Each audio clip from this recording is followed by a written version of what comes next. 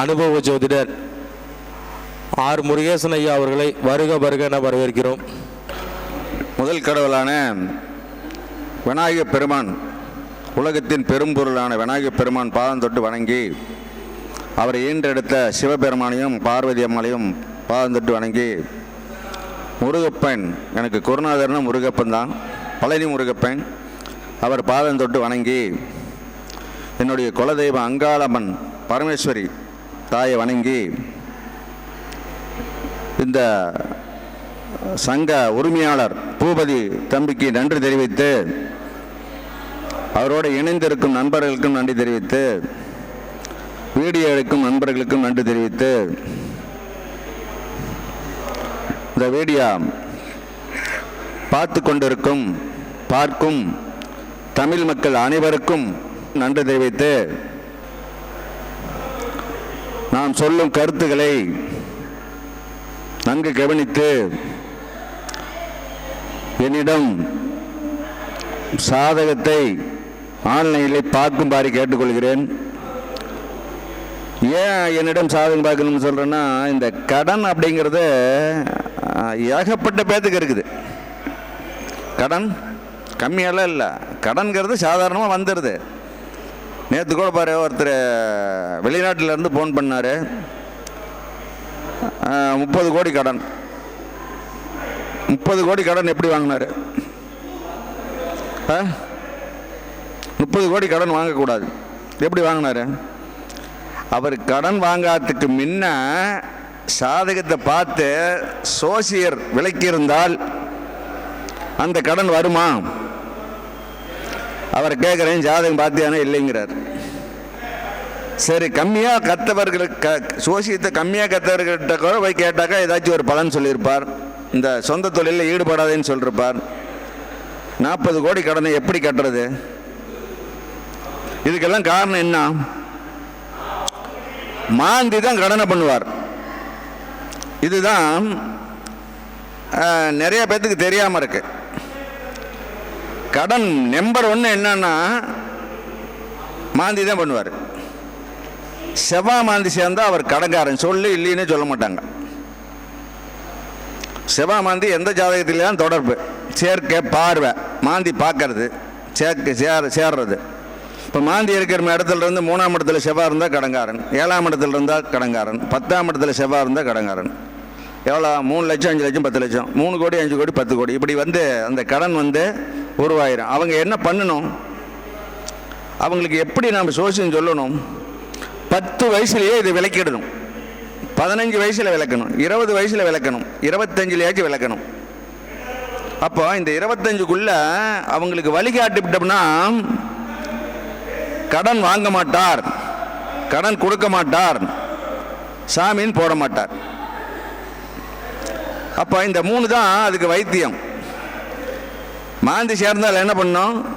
பெரிய கடனை வாங்கினா கட்ட முடியாது, கடன் கொடுத்தால் வாங்க முடியாது. சாமின்னு போட்டோம்னா நாம் தான் கட்டுவோம், அவன் கட்ட மாட்டான்.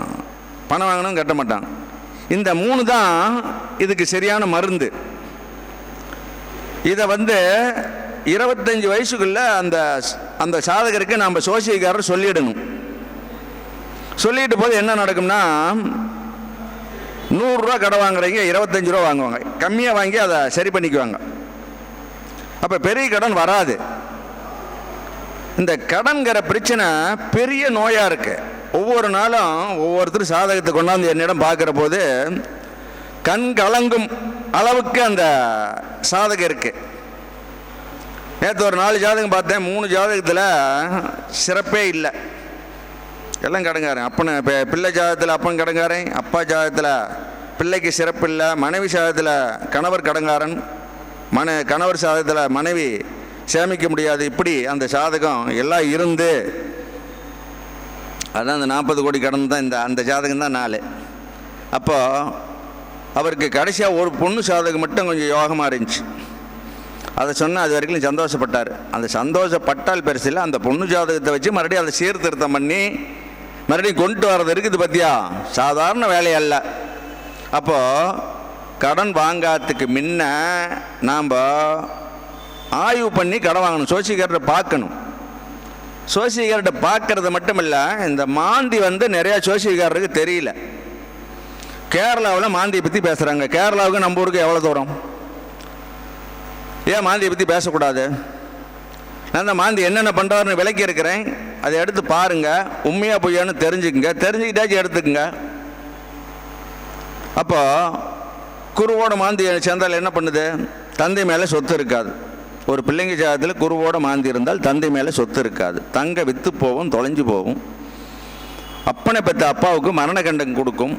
அப்போ ஒரு மாந்தி ஒரு வேலை செய்தா இல்லையா? புதனோட மாந்தி, அவனுக்கு இளைய சகோதரன் ஆண் வாரிசு இருக்காது. அப்போ ஒரு மாந்தி வேலை செய்தா இல்லையா? சனியோட மாந்தி, மூத்த அண்ணன் இருக்க மாட்டான். அப்போ மாந்தி வேலை செய்தில்ல. சுக்கரனோட மாந்தி, இருதார யோகம், 2 தாரம் நடக்குமா. சனியோட மாந்தி, சொந்த தொழில் பண்ணாக்கா பெரிய கடனை சந்திப்பார். புதனோட மாந்தி, அறிவு வேலை செய்யாது. இப்படி சூரியனோட மாந்தி, தாத்தா சொத்து இல்லை, முதல் குழந்தை இல்லை, பங்காளிக்கு உதவி இல்லை, பூர்வீக சொத்து இல்லை, குலதெய்வம் வேலை செய்யாது, அரசு வேலை கிடையாது, அரசியலுக்கு போக முடியாது. அப்புறம் அதுக்கு மேலே ஊரை விட்டு வெளியே வந்துடுவார். இவர் உள்ளூர் போக மாட்டார், பயம் போக மாட்டான், பேராண்டியும் போக மாட்டான். அப்போ அந்த உள்ளூரினுடைய சப்ஜெக்டே அத்து போயிடுது. அப்போ இந்த மாந்தி வந்து இவ்வளோ வேலை செய்யுது. ஒரு சாதகம் பயிற்சி எடுத்துக்கிறீங்க, மாந்தியும் சதய நட்சத்திரம் திருவாதிரை, இதை வந்து என்ன பண்ணுறாங்க இவங்க 3 பேர் அப்படின்னு தெரிஞ்சுக்கிட்டா ஜனங்களுக்கு நிறைய நல்லதை சொல்லலாம். இப்போ ஒரு பொருத்தம் போடுறோம். பொருத்தம் போடும்போது ஒரு ஜாதகத்தில் செவ்வாய் திருவாதிரை, ஒரு ஜாதகத்தில் மாந்தி. இப்படி இருந்தால் பொருத்தம் போடக்கூடாது. ஏன் போடக்கூடாது? கணவன் மனைவி 2 பேரும் ஒன்றா சேர்ந்து கடன் வாங்குவார். எவ்வளோ நாளைக்கு வாங்க? எப்பவுமே வாங்கிட்டே இருப்பாங்களாம். கடன் தீராதான், முன்னேற்றமே இருக்காதான். அப்போ ஒரு ஜாதகத்தில் சதய நட்சத்திரத்தில் செவ்வாய், ஒரு ஜாதகத்தில் மாந்தியோட. அப்படி இருந்தாலும் அதே தான். 2 ஜாதகத்துலேயும் மாந்தியோட இருந்தாலும் அதே தான். 2 ஜாதகத்தில் சதயத்தில் செவ்வாய் இருந்தாலும் அதே தான். அப்போ சதயம், மாந்தி, திருவாதிரை, இவங்க திருவாதிரையோட சதய மாந்தி கடன் பண்ணி வைக்கிறதுல முன்னணிக்க இருக்கான். நம்பர் 1 யாருன்னா மாந்தி தான், கடன். அப்போ ஒரு சாதகத்தில் கடன் அதிகமாக இருக்கிற சாதகத்தை வாங்கி பார்த்தோம்னா லக்கணத்துக்கு 8ஆம் இடம் கெட்டிருக்கும். செவ்வாய் கெட்டிருப்பார், சுத்தமாக கெட்டிருப்பார். எப்படி கெட்டிருப்பார்? சதயத்தில் இருப்பார், இல்லைன்னு மாந்தியோடு இருப்பார். அப்போ அதிகமான கடன் பண்ணுறது யார்? நம்ம 6ஆம் இடத்தை எடுக்கிறோம். 6ஆம் இடத்தை நான் இது வரைக்கும் எடுத்ததில்லை. 18 வீடியோ பக்கமாக பேசியிருக்கிறேன். 6ஆம் இடம் தான் கடன் சொல்லி இது வரைக்கும் நான் பேசுனதே இல்லை. கடன் அப்படின்னா 8ஆம் இடம் தான். சேமிப்பு அப்படின்னாலே 8ஆம் இடம் தான். ஒரு சாதகத்தில் செவ்வாயும் சனியும் கெடவில்லை என்றால் அந்த ஜாதக யோக சாதகம். எதுக்கு? தொழிலுக்கும் சேமிப்புக்கும். தொழிலில் நஷ்டம் வராது, கடன் வாங்க மாட்டார், சீரான வருமானம், நிலையா வருமானம். அப்போ செவ்வாயும் சனியும் கெடவில்லை என்றால், அப்போ கெட்டு போகிறதுக்கு ஏற்கனவே எல்லா வீடியோவிலையும் சொல்லிருக்கிறேன். அஸ்வினி மக மூலம், திருவாதிரை சதய மாந்தி, இந்த 6 பேர் ஒரு கிரகத்தை தொட்டால் கெடும், தொடலின கெடாது. நிறைய கணக்கு இருக்குது. இது வந்து ஒரு சாதாரண கணக்கு. இதை மட்டும் ஃபாலோ பண்ணோம்னா போதும், சாதகத்தை உருப்படியாக சொல்லலாம்.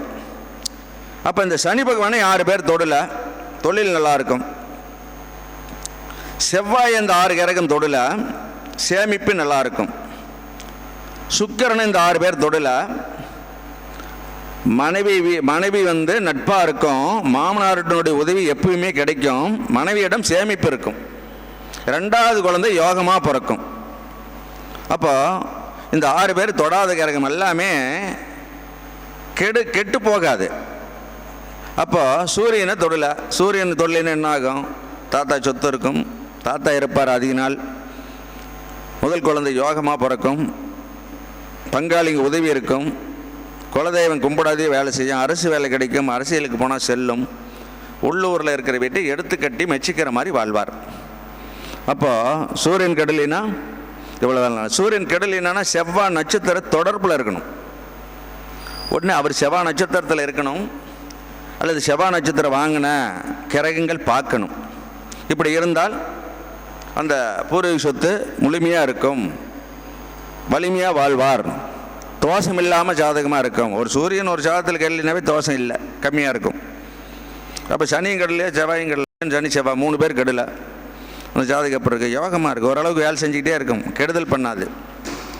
அப்போ கடனே இல்லாத ஒருத்தர் வாழ்வார், பெரிய கடனை வாங்க மாட்டார்.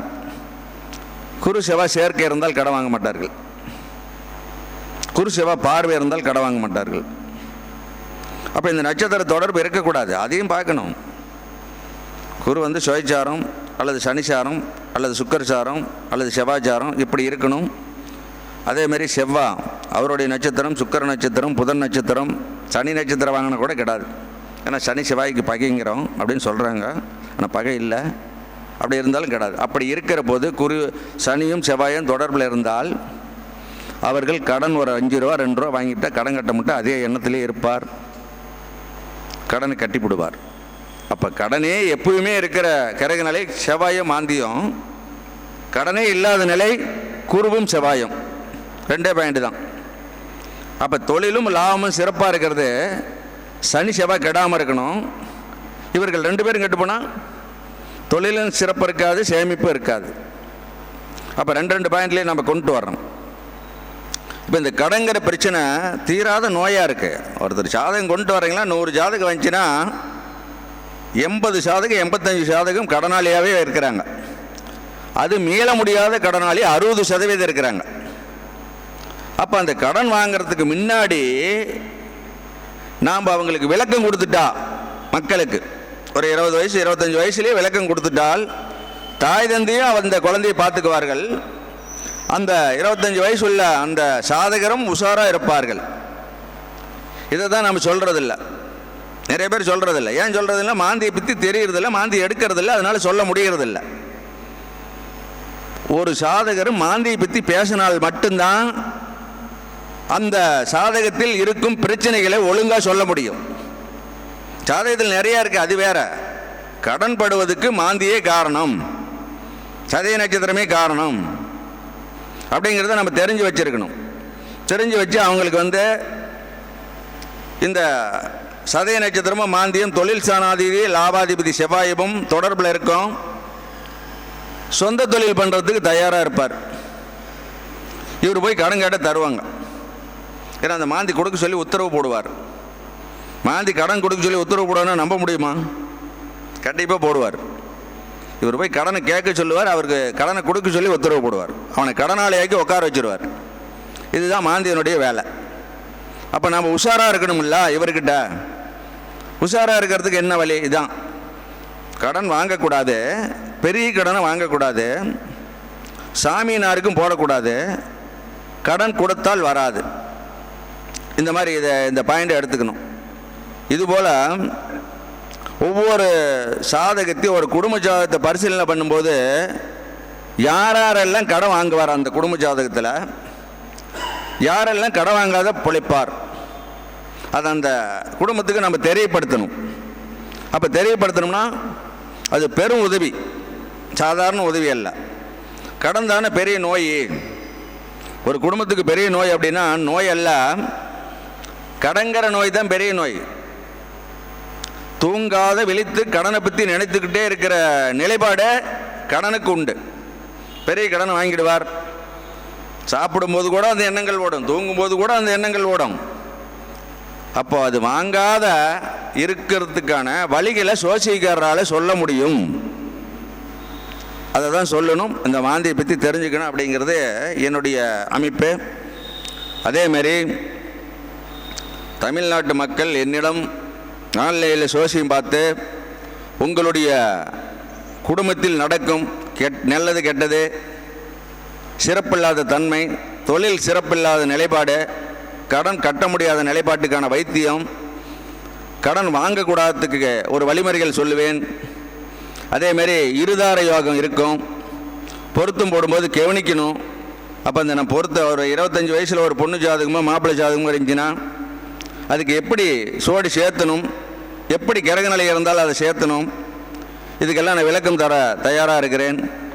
ஆக மொத்தத்தில் வந்து என்னிடம் ஆன்லைனில் சாதகத்தை சிறப்பாக நீங்கள் கேட்டு குடும்பத்தில் பிரச்சனைகளை குறைச்சி கொள்ளுமாறு கேட்டுக்கொள்கிறேன்.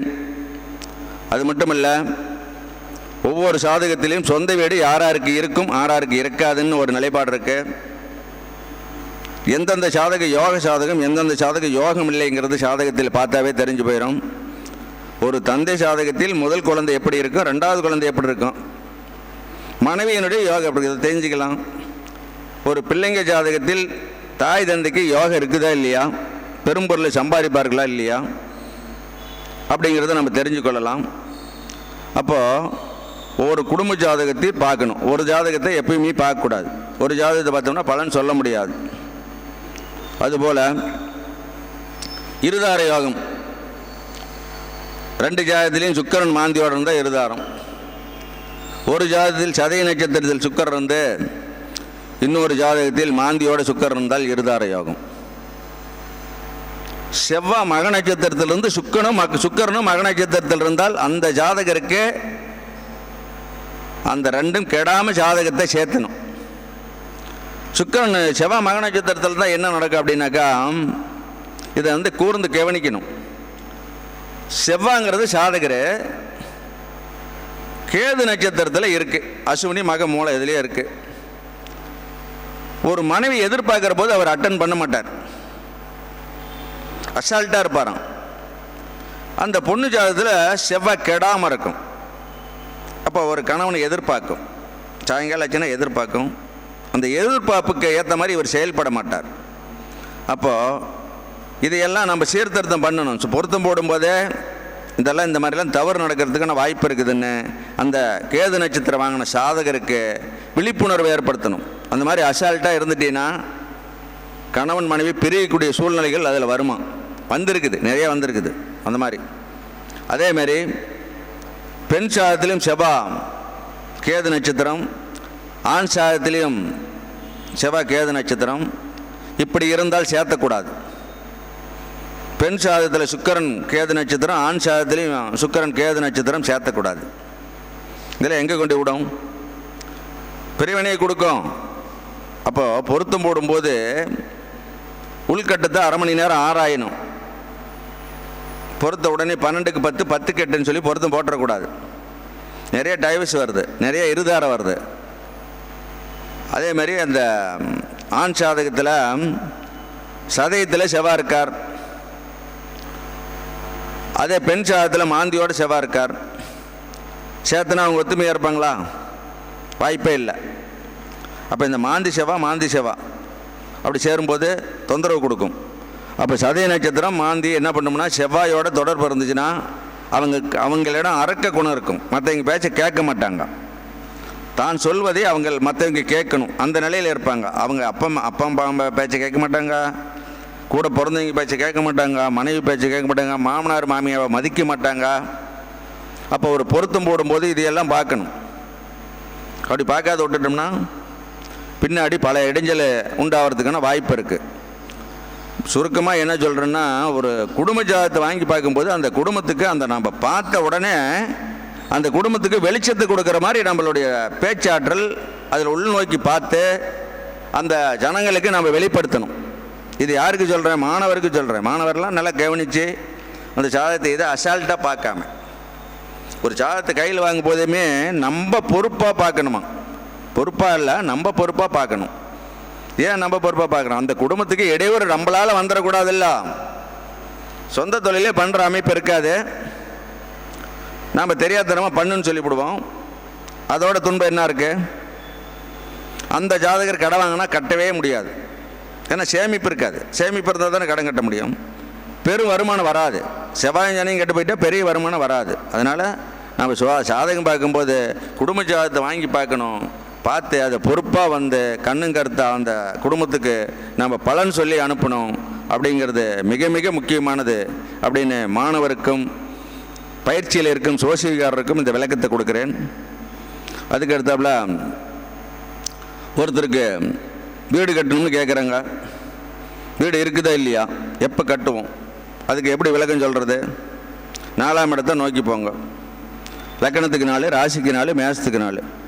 எந்த நாளுக்குடையவர் அவிட்டம், சித்திரம், மிருகாசீரிஷம், பூரம், பூரடம், பரணி, அஸ்தம், திருவோணம், ரோகிணி இந்த நட்சத்திரத்தில் ஒரு நாளுக்குடையவர் இருந்தாலும் அவங்களுக்கு சொந்த வீடு இருக்கும். சொந்த வீடு கட்டுவார். எப்போ கட்டுவார்? இது வரைக்கும் கட்டல. எப்போ கட்டுவார்? அந்த கேள்விக்கு நம்ம பதில் சொல்லணும்ல. அந்த திசா புத்தியில் கட்டுவார். நாளுக்குடையவர் என்ன? சுக்கர நட்சத்திரத்தில் இருந்தால் சுக்கர புத்தி, சுக்கர திசை. செவ்வாய் நட்சத்திரத்தில் இருந்தால் செவ்வாய் புத்தி, செவ்வாய் திசை. இப்படி அந்த புத்தியில் கட்டுறதுக்கான வாய்ப்பு கண்டிப்பாக இருக்கும். இதை நம்ம அதிகமாக பயிற்சி எடுத்துக்கிறதுனா, ஒருத்தர் வீடு கட்டியிருப்பார், 2 வருஷத்துக்கு முன்னாடி வீடு கட்டின பாரு, இல்லை 6 மாதம் ஆயிடுச்சு வீடு கட்டிப்பார்.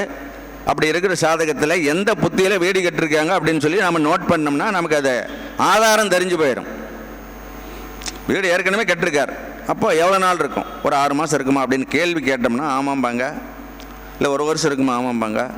அப்போ எந்த ஜாதகத்தில் வீடு கட்டி கொடுத்துருக்குது அதை நாம் பரிசீலனை பண்ணணும். இப்படி பரிசீலனை பண்ணிக்கிட்டே இருந்தோம்னா நமக்கு அந்த நாளுக்குடையவருடைய புத்தியில் தான் இது வருதுங்கிறத நம்ம கன்ஃபார்மாக தெரிஞ்சுக்கலாம். அதனால் அந்த வீடு கட்டுறதுக்கு பார்த்தோம்னா 3 4ஆம் இடத்தையும் தொடர்பு கொள்ளணும். அதை தொடர்பு கொண்ட அவிட்டம், சித்திர, மிருகாசீரிஷம், பூரம், பூரடம், பரணி, அஸ்தம், திருவோணம், ரோகிணி இந்த நட்சத்திரத்தில் நாளுக்குடையவர் இருந்தால் அவங்களுக்கு சொந்த வீடு இருக்கும். இல்லை என்றால் கட்டுவார். எப்போ கட்டுவார்னா அந்த தசா புத்தியெல்லாம் நம்ம சொல்லலாம் அப்படின்னு சொல்லி, அப்புறம் அதேமாரி குழந்தை ஆனா பெண்ணாங்கிறதுக்கு ஏற்கனவே சொல்லியிருக்கிறேன், மீண்டும் சொல்கிறேன். இது மாணவருக்கு உபயோகப்பட்டும்னு சொல்கிறேன். சனி நட்சத்திரத்தில் சூரியன் இருந்தால் முதல் குழந்தை ஆண் குழந்தை பிறக்கும். செவ்வாய் நட்சத்திரத்தில் சூரியன் இருந்தால் முதல் குழந்தை பெண் குழந்தை பிறக்கும். சனி நட்சத்திரம் வாங்கினவர் செவ்வாயை சூரியனை பார்த்தாலும் அந்த மாதிரி இருக்கும், ஆண் குழந்தை பிறக்கும்.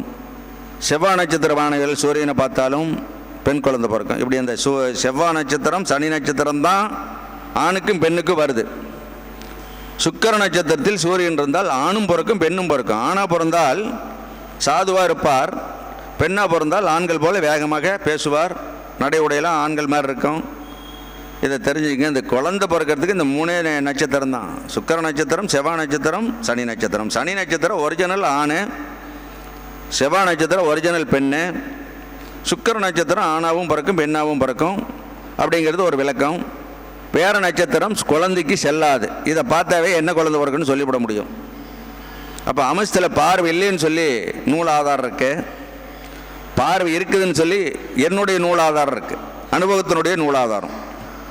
அப்போ இதுக்கு என்ன ஆதாரம் அப்படின்னா, சனி சூரியன் சனி நட்சத்திரம் தொடர்பு கொண்ட கிரகமும் பார்க்காது. ராசியில் சனி நட்சத்திரமும் அவர் வாங்கியிருக்க மாட்டார். செவ்வாய் நட்சத்திர தொடர்பு வராது, செவ்வாய் நட்சத்திரத்தில் அவர் இருக்க மாட்டார். அப்போ அமஸ்தில் போய் பார்த்தோம்னா ஒன்று சனி நட்சத்திரம் வாங்கின கிரகம் சூரியனை பார்க்கும், அல்லது செவ்வாய் நட்சத்திரம் வாங்கின கிரகம் பார்க்கும். அப்போது ராசியில் தெரியலைன்னா அமஸ்தில் பார்வை அவர் மேலே என்ன இந்த நட்சத்திரம் வாங்கின பார்வை உழுவுதான்னு பார்த்தோம்னா நம்ம அதை கண்டுபிடிச்சிடலாம். அப்போது பார்வை அமஸ்தில் இருக்குதுங்கிறது 100க்கு 100 உண்மை அப்படின்னு சொல்லி ஒரு விளக்கம் கொடுத்துருக்குறேன். இதை எடுத்து பாருங்க. சந்தேகம் இருந்தால் என்னிடம் கேளுங்க, அதுக்கு சரியான விளக்கம் சொல்கிறேன். அந்த சாதகத்தை அனுப்பி கேளுங்க, சரியான விளக்கம் தர்றேன்.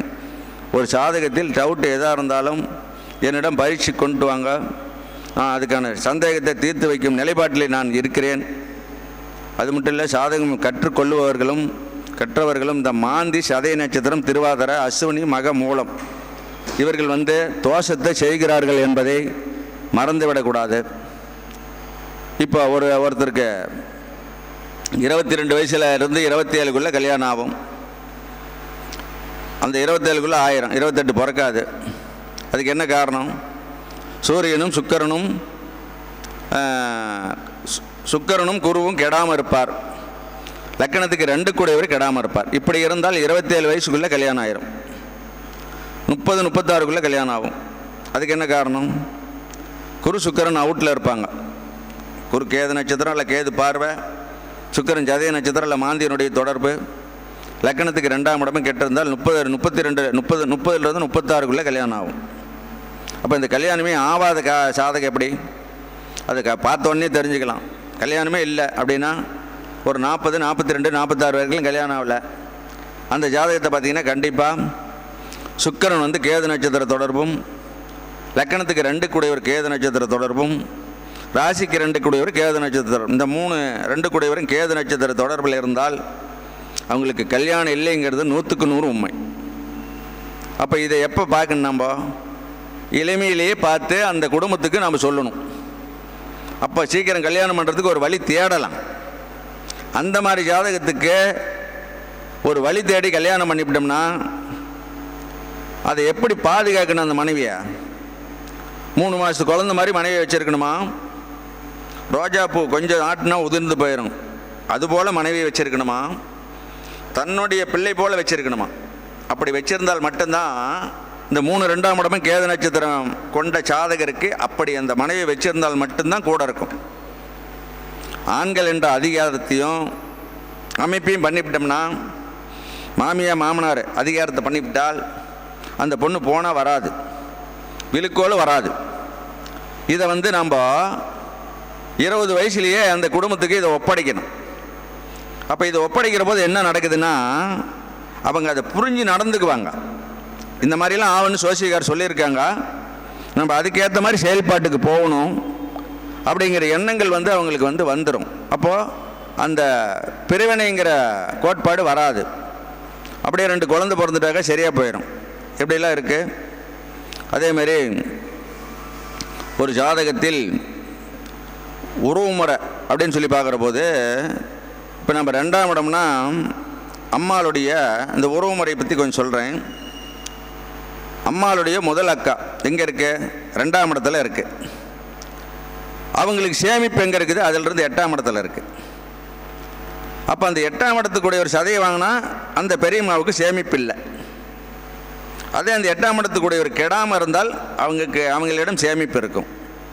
இதேமாரி ஒவ்வொரு உறவுக்கும் அந்த உறவு எங்கே நிற்கிதோ அதிலிருந்து 8ஆம் இடத்துக்குடைய ஒரு சதய நட்சத்திர தொடர்போ, மாந்தி தொடர்போ, திருவாதிரை நட்சத்திர தொடர்போ, அசுவினி மகம் மூலம் தொடர்போ இருந்துட்டால் அவங்களிடம் சேமிப்பு லைஃப் லாங் இருக்காதான். இதை நம்ம எப்படி தெரிஞ்சுக்கணும்? அந்த மாதிரி வர்ற ஜாதகத்தை நம்ம கேட்டு கேட்டு அனுபவத்துக்கு கொண்டு வரணும். இந்த மாதிரி உங்களுக்கு சேமிப்பு இல்லை அப்படின்னு சொல்கிறோம். ஒரு பெரியம்மாவுக்கு, பெரியம்மானா ரிஷ்பம், 8ஆம் இடம் குரு தான் சேமிப்பு. அவர் அசுவினி மகம் மூலத்தில் இருக்கார், இல்லை திருவாதிரை சதய மாந்தி ஏதோ ஒன்றில் இருக்கார். இது வரைக்கும் ஒன்றிடம் சேமிப்பு இல்லைன்னு சொன்னால் ஆமாம்பாங்க. அப்போ அது அனுபவத்துக்கு வந்துடுது. அதேமாரி முதல் தம்பி மேஷத்துக்கு 3ஆம் இடம், மேஷத்துக்கு தான் மையப்புள்ளியாக வச்சு எடுக்கிறேன், மேஷத்துக்கு 3ஆம் இடம். அப்போ அதிலிருந்து 8ஆம் இடம் அந்த முதல் தம்பிக்கு சேமிப்பு.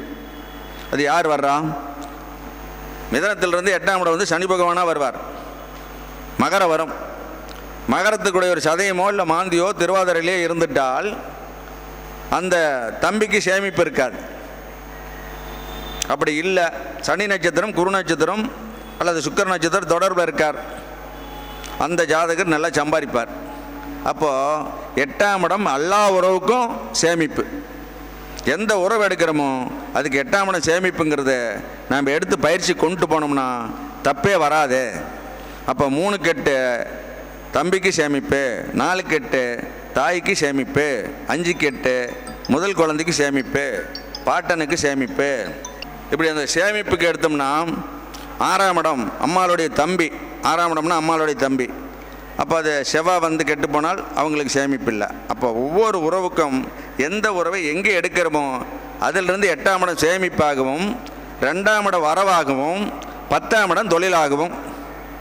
ஒரு உறவுக்கு லக்கணாதிபதி கெடலை, லக்கணாதிபதினா புதன் தம்பின்னு வச்சுக்கோங்க, புதன் கெடலை, 2 கூடிய சந்திரன் கெடலை, 8 கூடிய சனி கெடலை, 10 கூடிய தொழில் சனாதிபதி குறுக்கெடலை. இந்த 4 ஒருத்தர் கெடலினா, ஒவ்வொரு உறவுக்கும் இந்த 4 கெடலினா அவங்க பொருளாதாரத்தில் கீழே போக மாட்டாங்க. இந்த 4 ஒருத்தர் கெட்டு போச்சுன்னா பொருளாதாரத்தில் எப்பயுமே மேல்மைப்பட மாட்டாங்க. அப்போது லக்கணங்கிறது எதுக்குன்னா அவங்களுடைய செயல்பாடை வேகமாக கொண்டு வர்றது தான் லக்கணம், அவங்களுடைய திறமை அதான் லக்கணம். லக்கணாதிபதி கெடாமல் இருக்கணும் 1. 2ன்னா தனம், தனாதிபதி கெடக்கூடாது. 8ன்னா லாபம், தொழிலுக்கு லாபம், அது கெடக்கூடாது. அதேமாதிரி 10ன்னா தொழில் சனாதிபதி கெடக்கூடாது. ஒவ்வொரு உறவுக்கும் இந்த 4ஐயும் நம்ம ஃபாலோ பண்ணணும். அப்போ அந்த 4ல் எத்தனை கெட்டிருக்கு அப்படின்னு நம்ம பார்க்கணும். அப்படி பார்க்குற போது நம்ம அவங்களுக்கு சரியான விடை சொல்லலாம். சோசியத்தில் பயிற்சி நம்ம எடுத்துக்கிட்ட மாதிரியே இருக்கும். இப்போ அந்த மாதிரி நம்ம ஒவ்வொரு உறவுக்கும் அப்படி எடுத்தோம்னா சரியாக வரும். அதேமாதிரி பாருங்கள், இந்த மரணத்துக்குன்னு ஒரு கணக்கு இருக்குது. குருவும் சந்திரனும் குருவும் சந்திரனும் கெட்டு போனால் தந்தைக்கு மரணம், சூரியனும் குருவும் கெட்டு போனால் பாட்டனுக்கு மரணம், செவ்வாய் கெட்டு லக்னத்துக்கு 8 கெட்டால் சாதகருக்கு மரணத்தை கொடுக்கும். இப்படி இந்த மரணத்துக்குன்னு இந்த மாந்தி செவ்வாயை எடுத்தே பேசிகிட்டு இருக்கலாம். மாந்தி சதய நட்சத்திரத்தை வச்சே பேசிகிட்டு இருக்கலாம். அப்போ இந்த மாந்தி சதய நட்சத்திரத்தை நம்ம அதிகமாக எடுத்து ஒரு குடும்பத்துக்கு பலன் சொன்னோம்னா அந்த பலன் அந்த குடும்பத்துக்கு உபயோகமாக இருக்கும் அப்படிங்கிறத நம்ம மறந்துடக்கூடாது.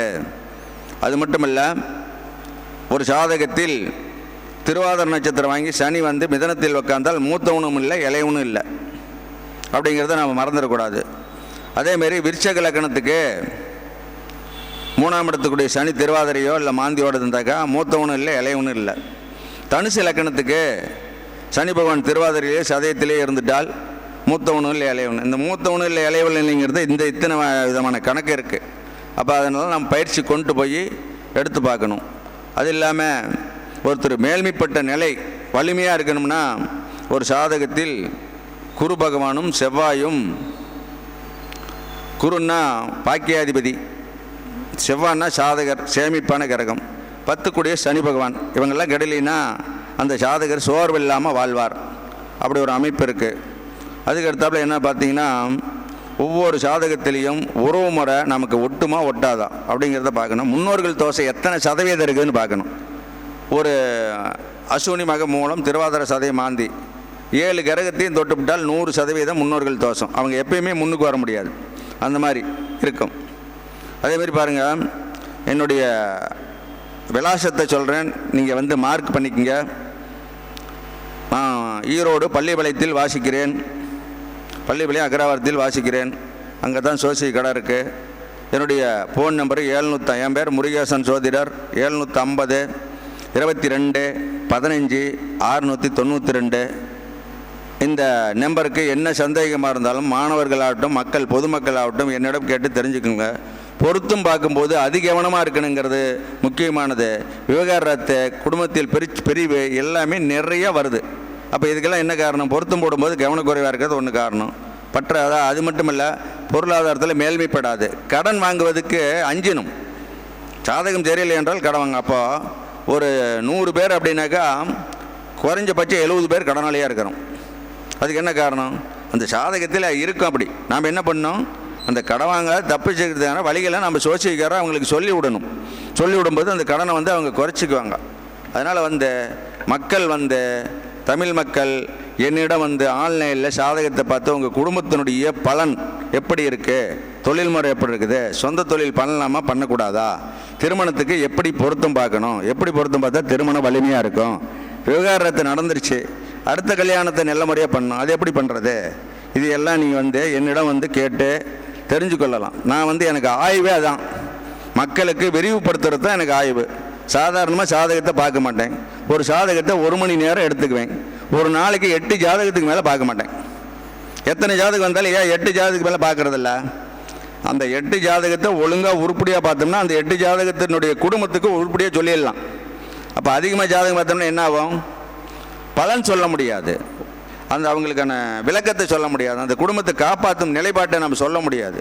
அப்போது அதனால் சாதகத்தை கம்மியாக பார்த்தால் தப்பு இல்லை, ஜனங்களுக்கு விழிப்புணர்வு ஏற்படுத்தணும் அப்படிங்கிறதெல்லாம் இருக்குன்னு நம்ம சோசிக்காரரு அப்படின்னு சொல்லி இந்த வாய்ப்பளித்த பூபதி தம்பிக்கும் இந்த வானொலியை கேட்கும் தமிழ் மக்களும் வெளிநாட்டில் இருக்கும் தமிழ் மக்களுக்கும் நன்றி தெரிவித்து விடைபெறுகிறேன். நன்றி, வணக்கம். என்னிடம் ஆன்லைனில் சோசியம் பார்க்கலாம். ஆன்லைனில் சோசியம் சொல்கிறேன். அப்பாயின்மெண்ட்டு 5 நாள் வரும். நீங்கள் என்னிடம் 5 நாள் அப்பாயின்மெண்ட்டில் சாதகம் கொடுத்தால் நான் அதை நல்ல முறையாக சொல்லி உங்களுக்கு அந்த குடும்பத்தில் வாழ வைக்கும் அளவுக்கு அந்த சாதகத்தை சொல்லி உங்களுக்கு நன்றி தெரிவிக்கணும் அப்படின்னு சொல்லி நன்றி, வணக்கம். நல்லதொரு சிறப்பான கருத்துக்களை பதிவு செய்த அனுபவ ஜோதிடர் முருகேசன் ஐயா அவர்களுக்கு சங்கத்தின் சார்பாக பொன்னாடை பொருத்தி கௌரவிக்கப்படும்.